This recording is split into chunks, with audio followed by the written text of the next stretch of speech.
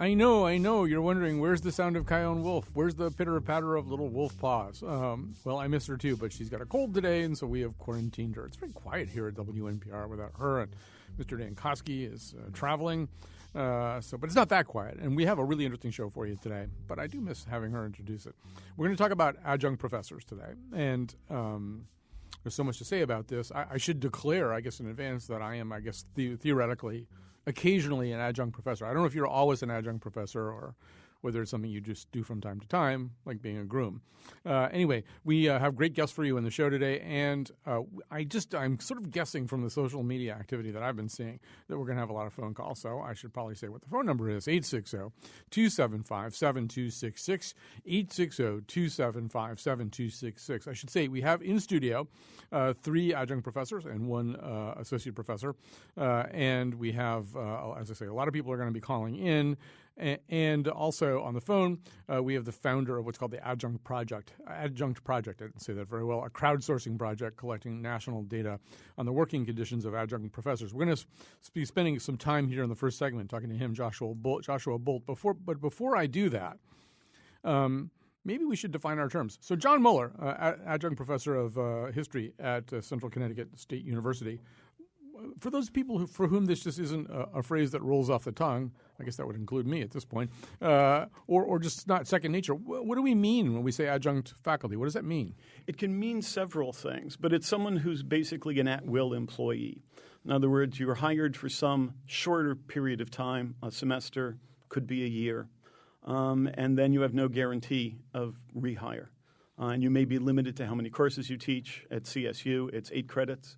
But I'm also, in order to live, I'm also at Manchester Community, where I do 2 courses, and the University of Hartford, where I once had 3, then had 2, and now have 1. So you'll see this as a persistent theme as we go along here. But just before we go over to Josh, I just want to kind of emphasize that when we're sort of defining terms. And might it be the case that if I asked everybody on this show what an adjunct professor is or adjunct faculty is, everybody would define it a little bit differently? I think so. You should try. All right. We'll do that as we go along here. Cool. I'm going to bring everybody else into the discussion and say all their names and stuff as we go. But I just want to begin by sort of getting some basic numbers from Josh Bolt here. Joshua Bolt, as I say, founded the Adjunct Project, a crowdsourcing project collecting national data on the working conditions of adjunct professors.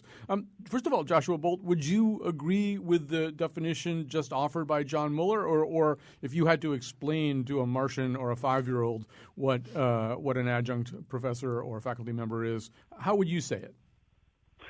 John's definition is a good one, I would say. As a matter of fact, as you kind of hinted at, there are about as many different definitions of adjunct as there are adjuncts, really. A big part of that just comes from the broad range of people who choose to be adjuncts. We have part-timers, full-timers, people who are retired and back to teach a class or 2, graduate students, working professionals. The list goes on. So it's hard to place a specific definition on what an adjunct is, but John's definition is as good as any for sure.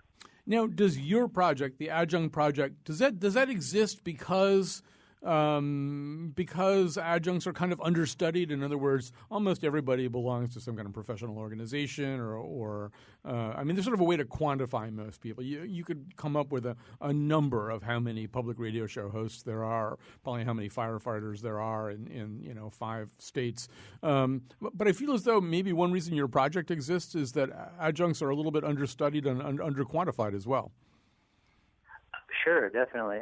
I would say that there are kind of 2 main reasons for why the project exists. And one is just that the fact that there are so many different kinds of adjuncts, and previously there had been no way of bringing these people together to kind of discuss the future of the profession and what exactly adjuncts can do to ensure academic integrity as we move into the coming years.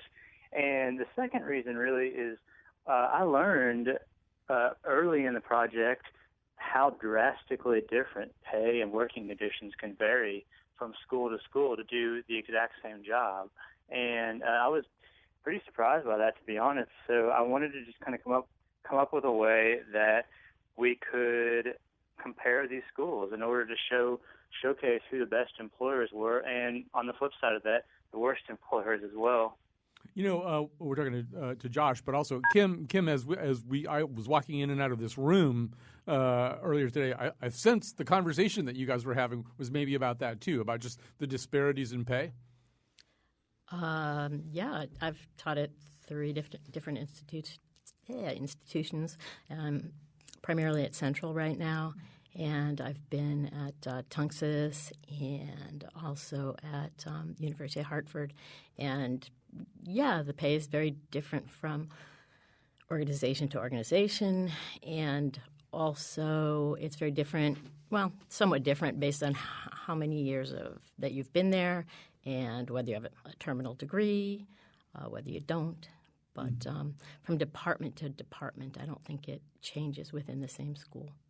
And so, Josh, another question that I have is, in terms of the crowdsourcing that you do, in terms of the kinds of – first of all, we should just sort of talk about how many adjuncts you've heard from. How many adjunct professors or faculty have participated in your crowdsourcing study? Ooh, you know what? Josh may have actually been knocked off the line. So it's a good thing that we're all I'm not hearing back from him. So let's see if we can reestablish our contact with Josh. And I'm going to go introduce the panel here. I think I actually sort of brought Kim aboard without even telling you who she was. That was Kim Dorfman. She's an adjunct professor in the English department at Central Connecticut State University. As you heard, she's done this in other places as well. Barry Schaller is an adjunct professor in public policy and law at Trinity College, where I am also sometimes an adjunct professor, and a retired associate judge of the Connecticut Supreme Court. Jeff Bayless is an associate professor of history and director of Asian studies at Trinity College. And as you heard earlier, Joshua Bolt, whom we will reestablish contact with, is the founder of the Adjunct Project, a crowdsourcing project collecting national data on the working conditions of adjunct professors. Actually, before I talk to any more adjuncts, let me just talk to Jeff Bayless for a second here. One of the things I think that we're going to hear about today is how hard it is frequently for the adjuncts, and how sometimes they feel as though they don't have the same status. They feel as though they don't have they're not accorded even the same level of respect in some cases. I've already been reading about situations where they don't have the key to the supply cabinet that the professors have. How does this look from your end? I think I would agree with a lot of that. I think that it has created and the reliance on adjuncts. And I think now I think it was the Chronicles of Higher Education, I may be wrong on the publication, but someplace recently found that the majority of teaching faculty are actually adjuncts across the board. And I think we've set up this sort of artificial class system because there's really no difference in most cases in terms of the educational background of people who end up as an adjunct or people who end up in tenure track. And it's really just sort of the luck of the draw when you come out of graduate school, in many cases, what you get. I think we have reestablished our contact with Joshua Bolt. I want to go back to him about this. And Joshua Bolt, I don't know if this is something that is sort of turned up in your crowdsourcing study, but Jeff Bayless just referenced something that I've been seeing a lot too, which is a number that flutters probably between 70 and 75% of the workforce, the academic workforce in higher education these days is at least not tenured and not on a tenure track, which probably defaults them mostly into that adjunct category. Is that a number that seems right to you? I don't know how much information you have about that. That is right. In fact, actually, the AAUP, the American Association of University Professors, has done multiple studies on that, and their most recent one, which I believe was published in 2009, does state, in fact, that 70% of faculty now teach off of the tenure track. And that's a trend that has basically flipped over just the last 30 years. In around 1970, in the 70s, there were about 70% of professors on the tenure track. So in the past 30, 40 years or so, that's completely flipped. So that's a weird dissonance, too, because, if you sort of think about what everybody's mental image of a college professor is, who the college professors are that they get from movies and television and wherever else they get their ideas, or maybe just from going to college, really to have 70% of the workforce not conform to a lot of those aspects is kind of a startling dissonance. So obviously the people participating in your study, Joshua Bolt, are concerned about pay. It's just a problem for adjuncts. But are there other issues that come up again and again? Sure. I mean, well, for one, I would encourage anyone to check the website out for themselves and view their own schools at adjunct.chronicle.com. But I can give you a little bit of information based on what I know there. First and foremost, I would say that this problem that you referenced, the dissonance, is not just a matter of being a problem for the teachers themselves, but it's also a major issue for the students because of the learning conditions that it creates for those students. I mean, it doesn't really matter how good a teacher is. A teacher can be an excellent teacher, but if he or she is working on 3 different campuses in a day, has no office, working without a contract, then there's really no way that could possibly be creating a good situation for the students themselves.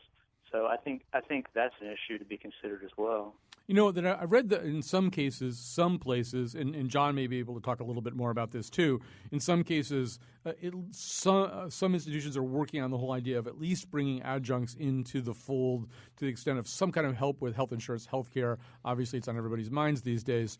Have you found out much about that? I would imagine, once again, nationally, that's all over the map, whether you get health care, whether you get some kind of subsidy, whether you get nothing.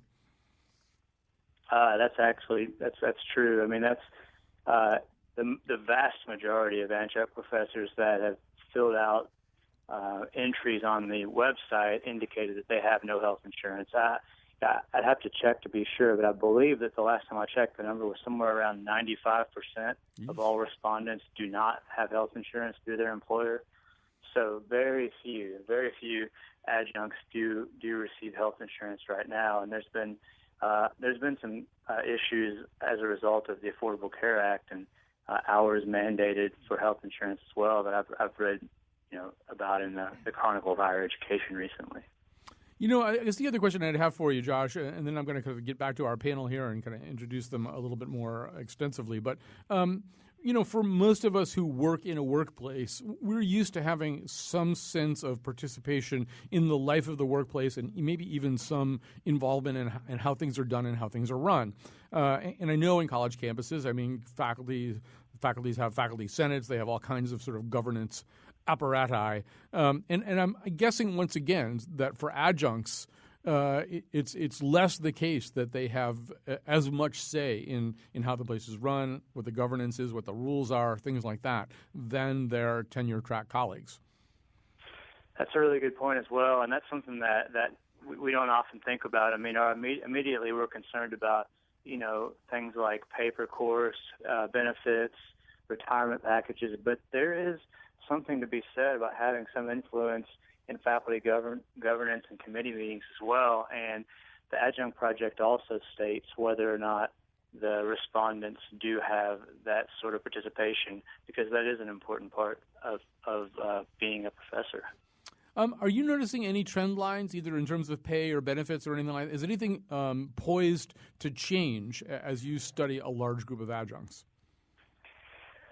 Well, I can tell you this. Over the last year or so, there have been a lot of adjuncts who have kind of been standing up and saying that it's time for a change. I don't know if you've followed much of the adjunct organizing that's occurred in 2013, but the union SEIU has kind of a subgroup called Adjunct Action, and they've organized adjuncts in D.C., Boston, L.A., and they have many more on the way across the country. So certainly organizing has picked up dramatically for adjuncts, which is, I believe, a step in the right direction. So that would be one trend for sure. Yeah, certainly in Washington, quite a wave. SEIU, unionized American University, Georgetown, George Washington, and Montgomery College. So yeah, quite a wave there. Well, Joshua Bolt, so great to talk to you, and thanks very much for sharing with us. I wanted to say once again, our number 860-275-7266. 860-275-7266. Before we go to break, though, I'd like to all meet everybody on the panel, and I think nobody's met Barry so far except us. Barry Schaller is, as I said, adjunct professor in public policy and law at Trinity College and a retired associate justice of the Connecticut Supreme Court. So, Barry, early on, Josh and I think John both said, adjuncts are a lot of different things, and I think you and I probably, as adjuncts, fit into kind of a similar category.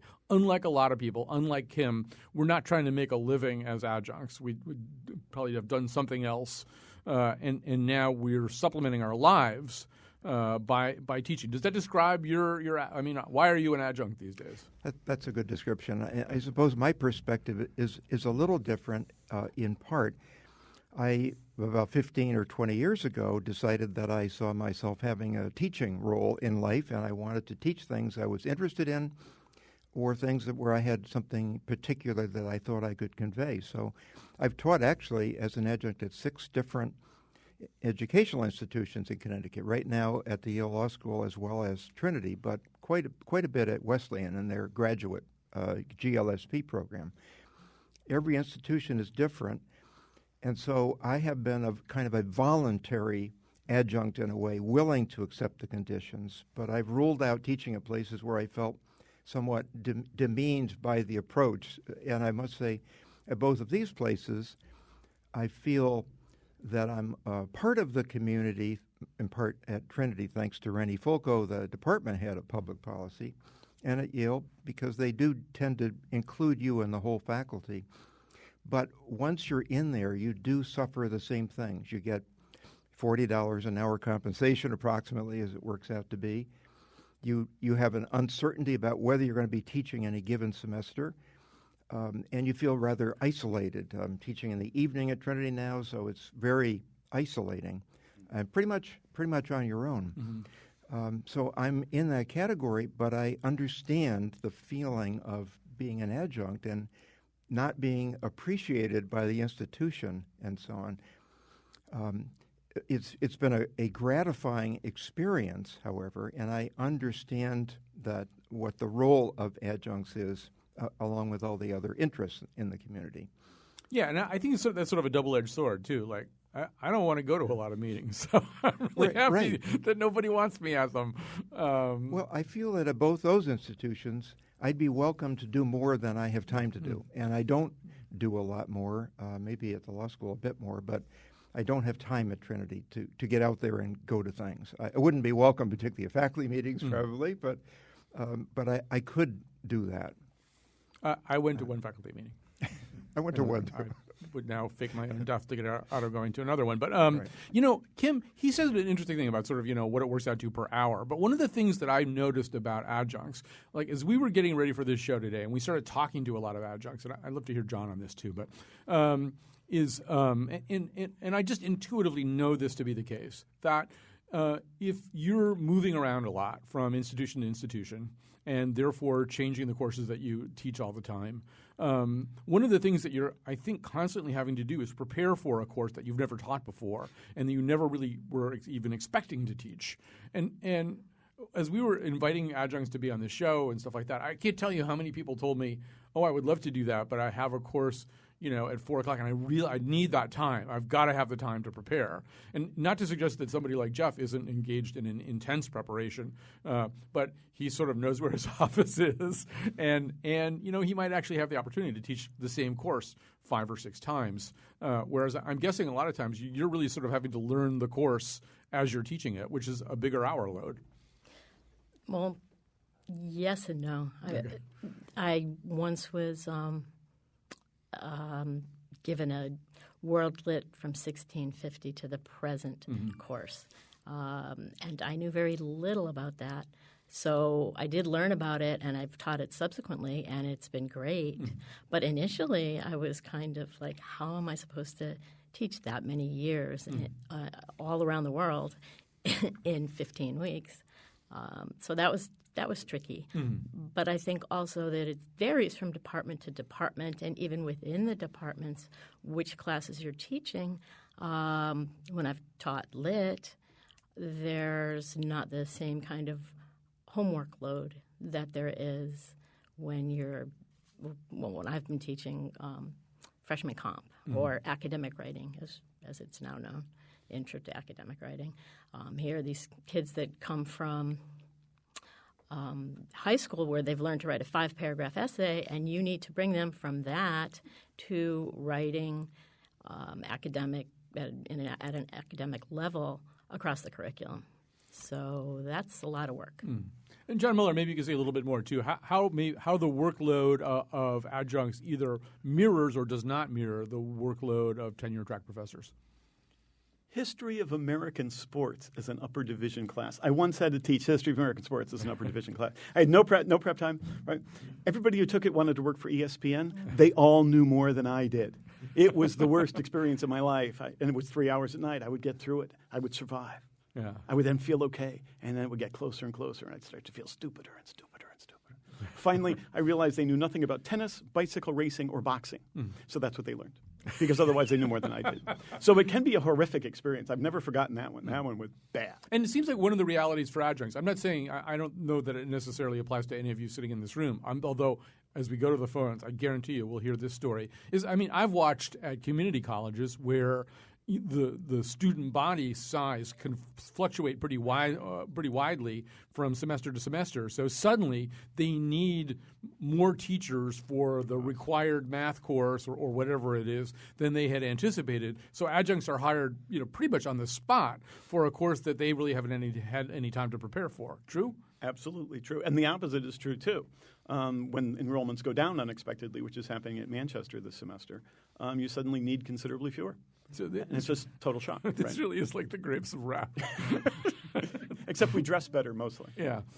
All right. So we're going to take a little break here. We'd love to hear from you. 860-275-7266. 860-275-7266. But give it up every day, every day, every day, that's the way, every day. Take a lesson from your teacher, stay right by my side. We're talking about adjuncts. We can't wait to hear from you. We've got a bunch of calls coming in. 860-275-7266. Don't be shy, adjuncts. This is your time to talk. 860-275-7266. And you may tweet us at WNPR Colin. I think we have Greg Hill, our tweet master, in the house today. WNPR Colin. That's where you follow us on Twitter, too. Before we go on, I have to tell a quick story about being an adjunct. So when I first started in the 1980s, I was an adjunct at Trinity, and I was teaching writing at the time. I've gone on to teach other stuff since then, but I just was first starting out as teaching writing. And I'll condense this story for a lot of very good reasons. But two of my students, one of my students in the class started writing this personal essay, which she did not want to share with the rest of the class, but she wanted a chance to work on a personal essay of a certain kind, and I gave her that chance. And then I suddenly realized that it was a personal essay of a sexual nature, and it was about another student in the class. And then he started writing a personal essay that he didn't want to share with the rest of the class, but it was really about how he'd gotten his other girlfriend pregnant and that she needed an abortion and stuff. And this stuff is all kind of unfolding, and I'm thinking, well, guys like Jeff Bayless, they've probably handled this stuff a million times, and it's just that I don't have any teaching skills. I don't know anything about how to deal with this situation. It's getting weirder and weirder. But I was still trying to manage it on my own, and it was getting more baroque even than what I've described so far. And I was at that time borrowing the office of this great guy, Rob Thomas, who was a teacher at Trinity. He was doing a semester up at Harvard, and he was lending me his office. And so one day, Rob is passing through to pick up some books or whatever, and he says, "Well, how's it going?" This is my first year, as an adjunct. I said, "Well, I've got this situation that I'm sure comes up all the time, but I'm not prepared for it." And so I described the situation, and Rob looked at me and he goes, "I've been teaching for 20 years. I've never heard anything that terrible in my life. We are walking over to the dean of students right now."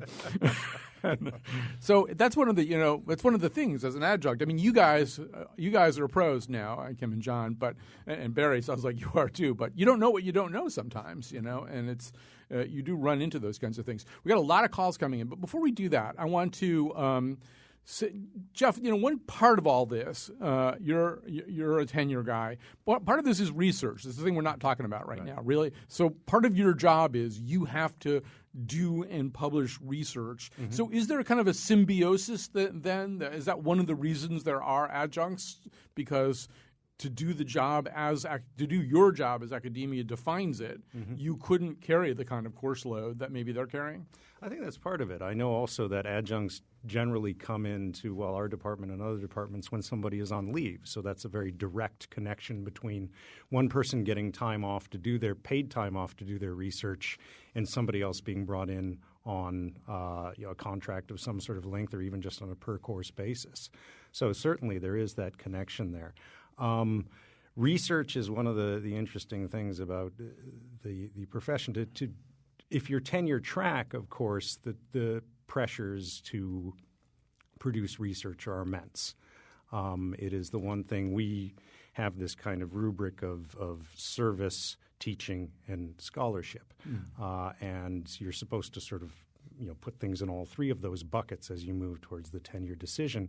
But as you move closer to it, of course, it all becomes research that's really looked at quite a bit. Teaching too, but service is something that you're expected to maybe do a few things for, but when you move beyond tenure, once you get it, that's when you really are considered to be part of the institution and they expect a lot more there.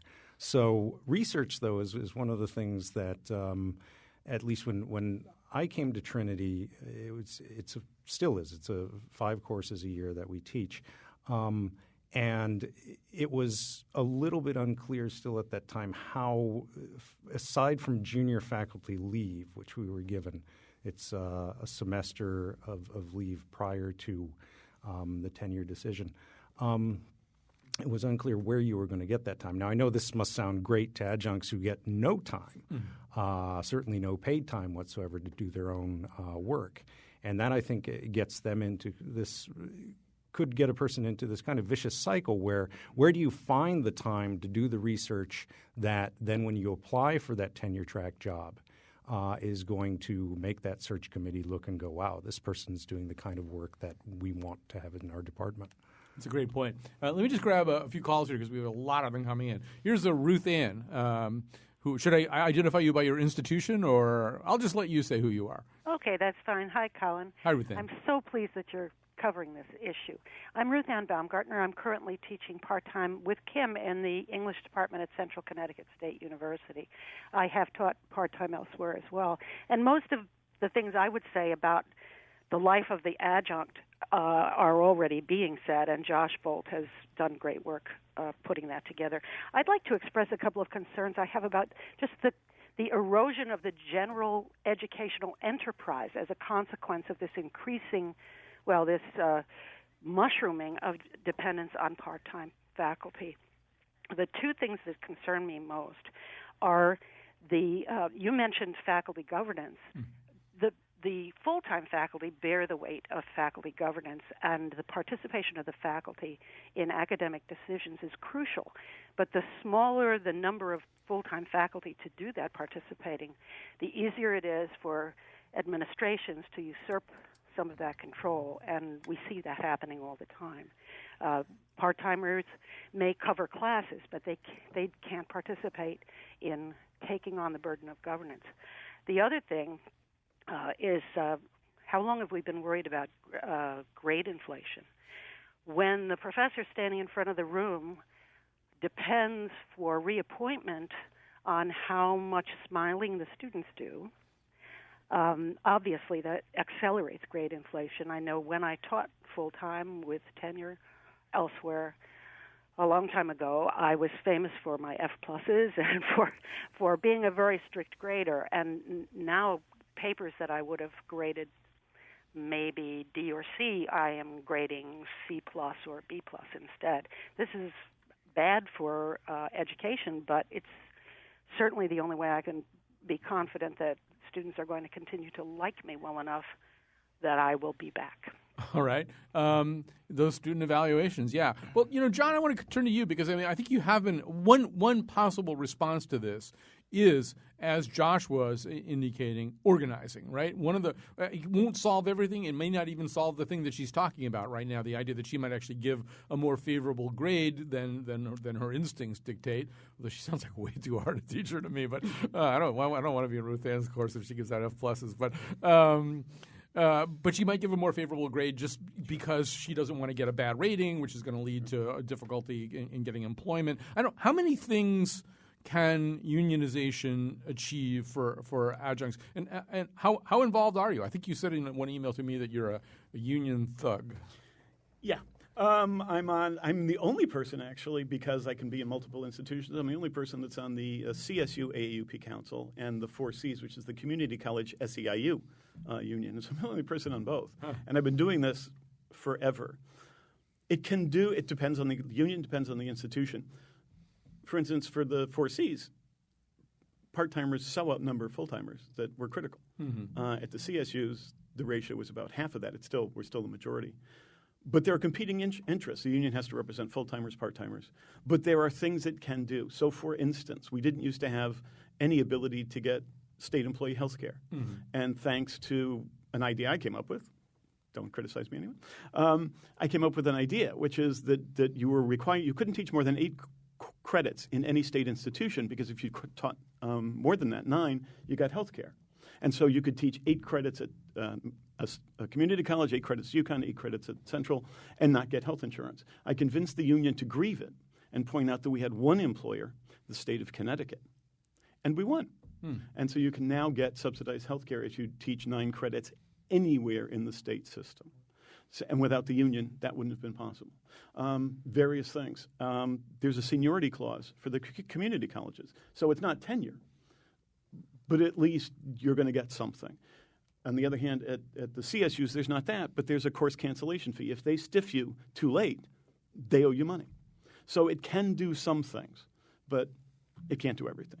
All right. Let me grab another call here. I have a whole bunch of other questions for this panel, and the time is going to fly by here. But we have Howard calling in. I believe I know which Howard this is. But Howard, you're on the air. Yes, you do indeed, Colin. How are you? Fine.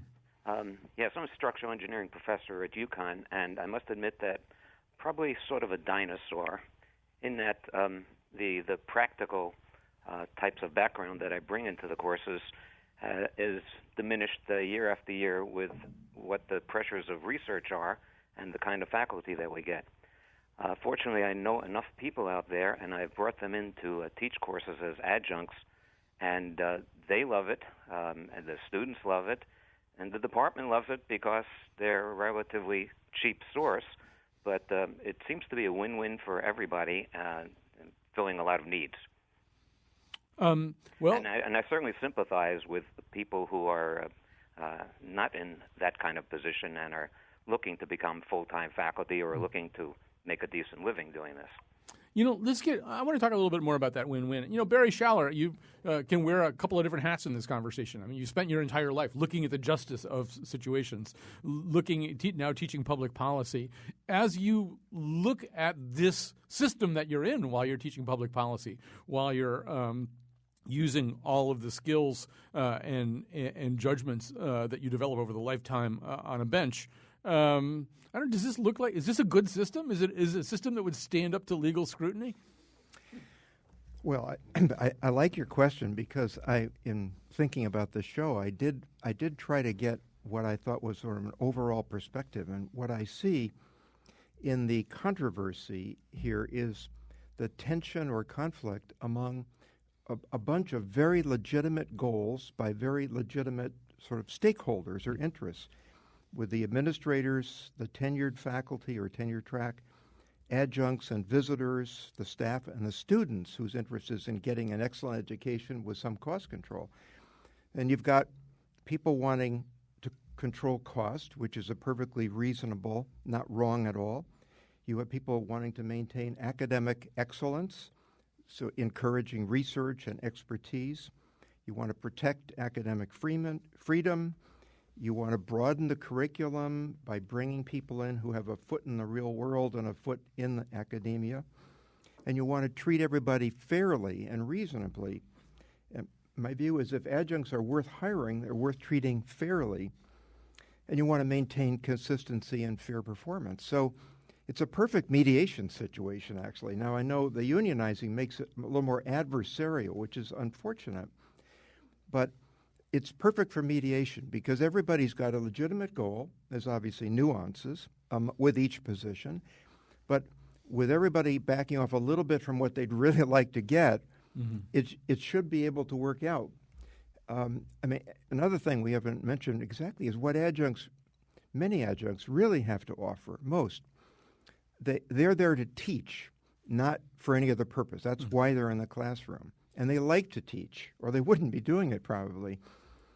They have a network outside, which can be very beneficial to students. In fact, I think a lot of adjuncts do a lot of recommendation letters. I know I do a ton of recommendation letters. They do more one-on-one with students. Sometimes students say, I really get more attention from the adjunct part-timers than I do from the tenured faculty because the adjuncts are really invested in that. So I think there's a lot of value that adjuncts of all kinds bring to the table. But when you look at all these competing interests, you've got all basically good things coming together. It's just that you can't satisfy everybody to the extent they'd like to be satisfied. They need to really mediate these differences. And it really could be done in a non-adversarial way. The problem, of course, is that adjuncts have not been organized before. So maybe they don't have equal status at the bargaining table. And that's what unionization gives them. They need the strength to have the tenured faculty and the administrators be willing to sit down and give them an equal voice. All right. A very nice summation of that. And by the way, if you want to call in, 860-275-7266. We've got some calls online right now. 860-275-7266. Before we go to break, though, I just want to go back to you, Kim, because in some ways, we're painting a whole bunch of different pictures of adjuncts. And so there are people like me and like Barry for whom it's kind of a second career or something else that we do. For you, one of the reasons you're in this, my sense is because you're a mom and because you wanted a somewhat flexible schedule, right? Absolutely correct, yes. And so how has that worked out, though? I mean, it seems to me with the driving from campus to campus, if you're not always teaching on the same campus, the constant uncertainty about what you might be teaching from semester to semester. I mean, has that worked? Do you feel as though that was a satisfactory solution? In a lot of ways, yes. I'd do it again. I didn't want, I'm a single mom, and I didn't want my kids in daycare from 6 in the morning till 6 p.m. So when they were small and I started adjuncting, I would do all the homework after they went to bed at 7 or 8 o'clock. So it's worked out really well that way. What some people don't realize is that my kids qualify for reduced lunch because of our household income. Yep. They qualify for Husky A for insurance because we don't get it. And I think my kids are actually now applying to college. I have twins who are seniors in high school. And it's very interesting to look at it as a parent of a potential college student. But yeah, I mean, it works in many, many ways, and in other ways, it's not optimal. All right. Let's take a little break here. Our number, 860-275-7266. Got a lot of people calling in, but feel free to do that, too. 860-275-7266. Oh, yeah, my name is Teacher, and I'm awesome. Back me up, singers. Yeah, yeah, yeah.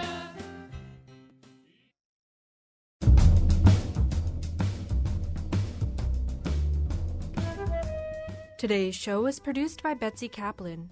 Kyone Wolf is home with a cold, but I, the great and powerful Lydia Brown, am holding things together in her absence. Katie Tolarski is executive producer, and Greg Hill tweets for us at WNPR Colin. Our interns today are Anna Novak and Catherine Pikus. The part of Bill Curry was played by Randy Quaid. For show pages, stories, videos, and photos of the Faith Middleton Show staff, their unclothed bodies covered with Vicks VapoRub doing a tribal dance around the sickbed of Kyone Wolf, visit WNPR.org. Tomorrow on the Nose, how a skinny white woman in a yoga class started a firestorm. Now, back to Colin. All right. Great job by Lydia. I was the one who made her call herself the great and powerful Lydia Brown. Everything is my fault, actually. We're talking about adjunct faculty right now. We've got a great panel here with us. And what I'm going to do, I think, we get some interesting calls coming in. And let me just look at them for a second. All right, so I'm going to get to those calls in just a second. But what I'm going to quickly do before we run out of time is I'm going to go around the panel here, and I'm going to hand each one of you for a second a magic wand where you can change one thing. You can't change everything. You can't change the whole system and everything like that. You can change one thing, make it different. And the union guy always knows his answer. So I'm going to start with John Muller. Job security. Job security. So when you say job security, I mean, how would you change it? Longer term contracts, not semester by semester, 1 year, 2 year, 3 years, renewable. Yeah. But therefore, you would then know what you're teaching. So there's no history of American sports. Yeah. And so you'd get some consistency, and it would be good for the students. Barry mentioned letters of recommendation. The problem is I write them, but as a second-class citizen, I'm not sure what they're worth. Mm-hmm. So it hurts the students too, I think. But if I was there invested in the institution, that would be different. All right. The next time you have to teach history of American sport, contact Barry's colleague, Judge Doug Levine, and he'll come in and guest teach some of the classes for you. All right. So, Kim, you've got the magic wand now. What are you going to change? Well, I think I would agree about job security. What some people don't realize is that in the summer, for example, part-time faculty is not prioritized for teaching, and yet we are not allowed to collect unemployment. So, and then but at the same time, even though we pay for it ourselves, we're removed from the insurance roster, and we go on to Husky. Excuse me, not Husky, on to Cobra. Yeah. So we're on Cobra, but we can't collect unemployment. And yes, knowing from semester to semester what we'll be able to count on is key. So, Jeff Bayless, you're standing on the other side of this line, but you get the magic wand anyway. What would you change about the system? Can I use it to change the same thing that John and Kim did? All right, you think that's the key thing? I think it is the key thing. And from our perspective, from the tenured perspective too, since we have adjuncts in the department, and we ask them to do, really, with the exception of committee work, everything in the department that somebody who's tenure track or tenured does. They advise students. We've had them teach first-year seminars. So the problem is, and I've heard this from the students, they'll come and say, I really enjoyed that course with Professor X. Where is he or she? Oh, well, they're not here anymore. And you kind of sense that this is something for the student that really compromises what they feel they're getting out of the major or out of their education. Great point. All right, Barry, you're last. You got the magic wand. Well, I would say the sort of a multiple effect, and that is to take a critical look at the hierarchical structure of most educational institutions, the way they're being protected. And that involves respecting the role of adjuncts and realizing that with the educational picture shifting and students being somewhat more interested in how they're going to use this to really succeed in the outside world, adjuncts are really needed. So it's respecting the role of adjuncts, and I think that has to be expressed through fairer compensation and somewhat more certainty. I mean, I respect the university administrations in not wanting to allow the cost to escalate so that there's really no advantage not to just hiring more permanent faculty. They're entitled to try to save on the cost, but the compensation should be fair. And it actually mystifies me why it's so inexpensive as an alternative to hiring a permanent faculty member. Why nickel and dime adjuncts, in a sense? Because it's still going to be a great savings, and you're going to reduce that tension. And if I may make one more point, we entrust educational institutions with teaching our children and presenting them as citizens into the world in many respects. So I think they ought to be able to resolve these conflicting interests in a constructive way as a model for the students they're trying to teach how to go out in the world and do that. I want to go to Laura. Well, actually, I'll go to Laura right now because we may be able to get right where I want to go anyway. Here's Laura calling up from New Haven. Hi, you're on the air. Hi, how are you? Good. So what are we missing so far? I agree with fighting for fair compensation. I think as an adjunct, trying to make a living with one class at one institution and one class at the other, and driving all around the state without getting gas mileage reimbursement is rather hard. And I think that does have an impact on the students. And when you're in a class, you want to command that class, and you're in a position of authority. And I always felt that when I was doing that I was able to kind of do that, but I also feel that sometimes you have 100 students if you have 5 classes a semester, and if compensation weren't an issue, then you would only have to take 2 or 3 classes, and that's really the full-time faculty. They have only 2 or 3 classes at a time. You know, when we talk about compensation being an issue, and Barry's talking about nickeling and diming and stuff like that, and maybe people don't even have sort of a sense of this. So when you're teaching 5 classes in a semester, what are you getting per class? It varied per school, and it depends on a state school versus a private school or a community college. I found that at community colleges, and I still teach at a community college, that I got paid pretty well. Mm-hmm. So I was getting paid about $5,000 per semester, but I also taught at a private school where I earned $1,000 per semester. And it was a really complicated course that I had. I had an art history class, and there was a lot of prep. So I never got compensated for the time that I put into the class.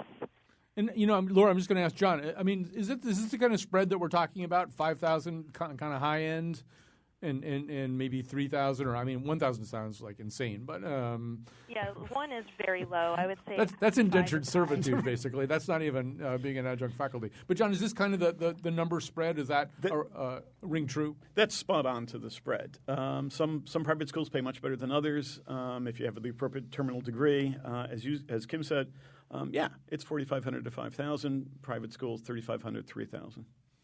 But, I mean, just sort of doing the same work. Yeah.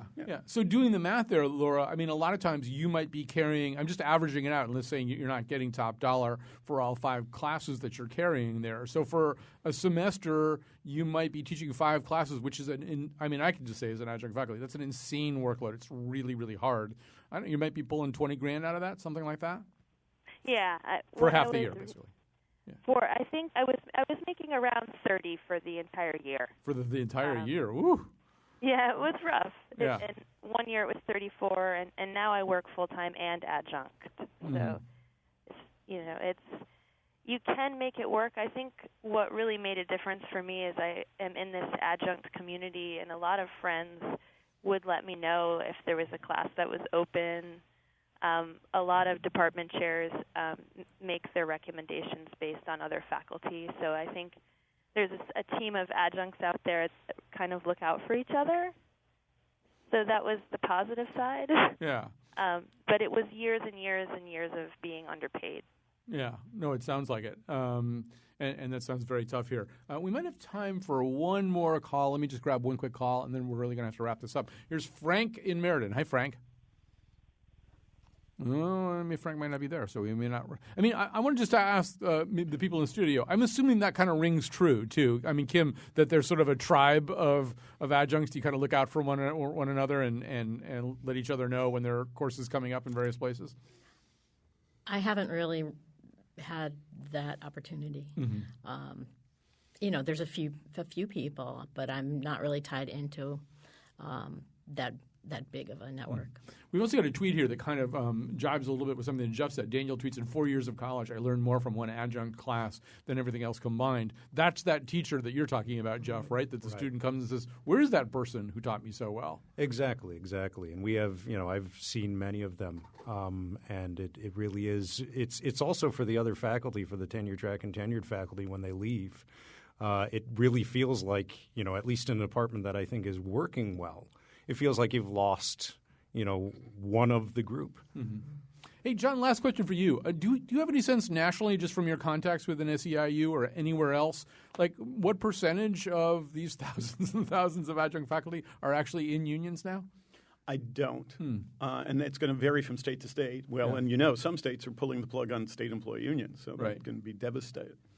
Right. Well, it does seem. I mean, look, if they can unionize the Northwestern football team, it should be anything's possible. I want to thank everybody who helped out here today. We had a great panel here: Jeff Bayless, Associate Professor of History and Director of Asian Studies at Trinity College; Barry Schaller, an Adjunct Professor of Public Policy and Law at Trinity College and a retired Associate Justice of the Connecticut Supreme Court; John Muller, Adjunct Professor and self-described Union thug in the History Department at Central Connecticut State University; Kim Dorfman, Adjunct Professor in English at Central Connecticut State University. Boy, that was a lot of people. Thanks to everybody who helped out today, and especially for Tucker Ives, who jumped in on the board today and helped us out because Wolfie's not here.